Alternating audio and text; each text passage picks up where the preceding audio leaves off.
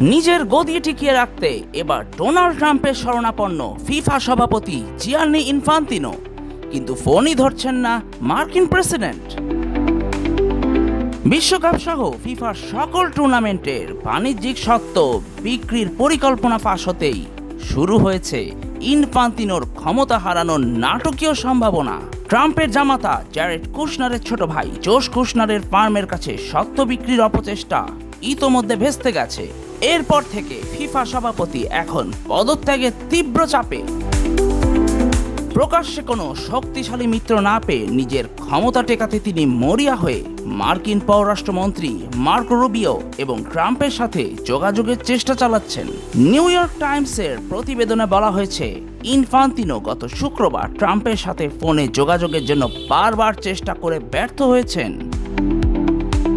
মার্কিন পররাষ্ট্র দপ্তর স্পষ্ট জানিয়ে দিয়েছে, ইনফান্তিনোর সাথে কোনো বৈঠক বা ফোন আলাপের পরিকল্পনা ট্রাম্প প্রশাসনের নেই। প্রজেক্ট কিল দ্য মনস্টার আন্দোলনের মুখে পড়ে বিশ্ব ফুটবলের শীর্ষ পদ থেকে এখন ইনফান্তিনোর বিদায় হয়তো কেবলই সময়ের ব্যাপার। রিয়াজুল ইসলাম শুভ, ইনকিলাব স্পোর্টস।